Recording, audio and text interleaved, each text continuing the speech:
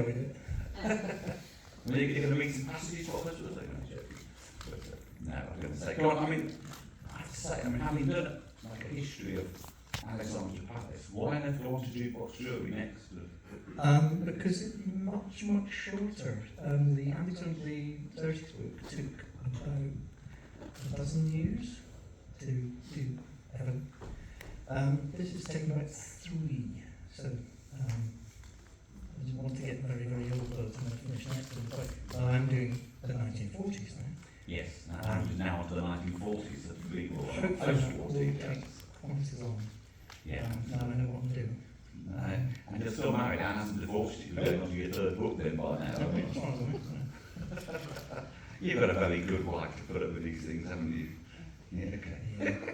I have to say, I mean, it's not just the 60s Jukebox Jury, it is of course the remakes as well, which is brilliant, and all the spin-off, like sketches and things. There's a few, there's a few odd bits and pieces.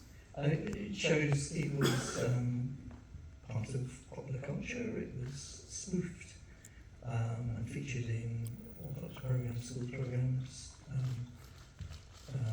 series Talkback, which was a TV review series, and that kind of thing.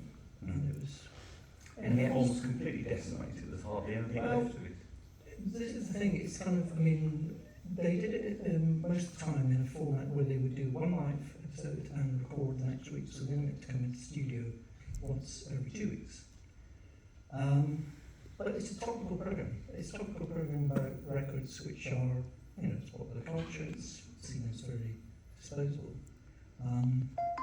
You know, they, I guess people didn't think it was something that would, you know, have much currency beyond, you know, and this is an era when anything topical, I mean, like news broadcasts weren't routinely recorded. So there you go. I mean, we have 2 whole episodes, like I said, 1900, and some bits and some soundtracks. Yeah. So it's one of those shows. Which is not much, but as you say, I mean, that's so typical of programs, I guess they thought would never be repeated again. It's the ephemeral nature of television as it's in at the time. It's, you know, I mean, it sounds frustrating. There's some interesting, one of the things about Jukebox Jury is the eclectic nature of the panellists. I mean, there's an episode with, I think, Albert Finney and Esme Cannon on at the same time, which must have been an interesting meeting of minds and styles. Obviously, there's episodes like the one with the Beatles and the Rolling Stones, the crew from the Tonight programme, and things like that. You know, there would occasional special episodes. With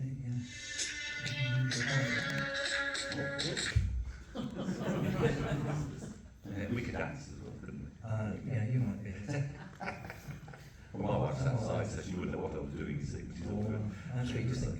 So with so little surviving, I mean, where do you get all the information from? I mean, pretty much all programs do have programs broadcast paperwork in the BBC archives.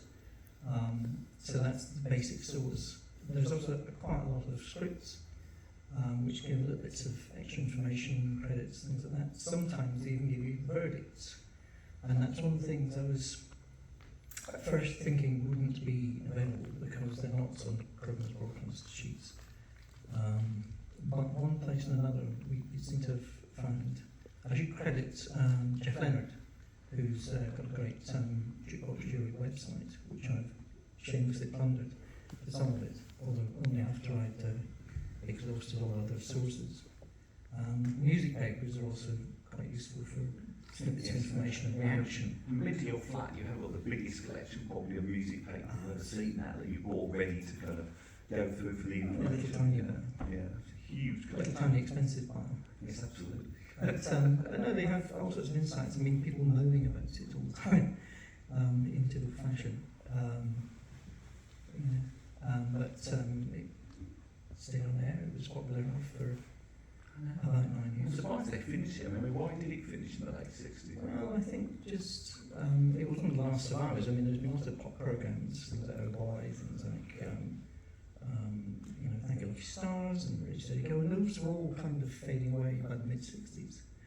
So Jukebox Jury, which didn't end till the end of 67, was surviving rather well.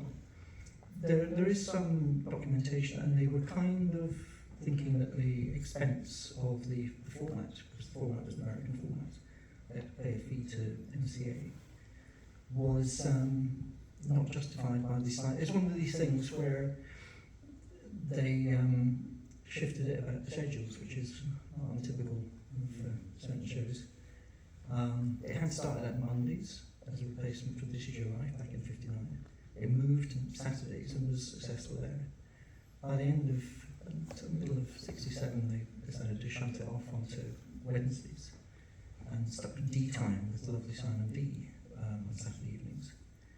So it kind of, it had, the competition was fiercer, and I think it just felt it was a bit old hat. So it sort of faded away. Well, we have to encourage everyone to buy a copy, because I don't want to carry all those home on exercise. My muscles are not that big. One is enough. But also then you have to come back, of course, to the next event, because Andrew often comes along anyway, and asking lots of questions about the book to embarrass him, because you won't know the answers. Oh, yes. So it's very important you try to get through it over Christmas. It's good Christmas reading, I have to say. It's a fantastic book. And Simon Cowell back there, who gave up virtually his entire life for 5 weeks to create it, and also did a fantastic job designing it as well. And the bloke who did the cover art was very clever, I thought, wasn't he? Cheap. He's very cheap. Was he? Yeah. Remember the bill gets, so I don't know, but I can believe that. That's probably true. It is a simple one. Okay. We're going to watch two Jukebox Jury programmes now, back to back. One is a compilation of bits that survive and spoofs from over the years.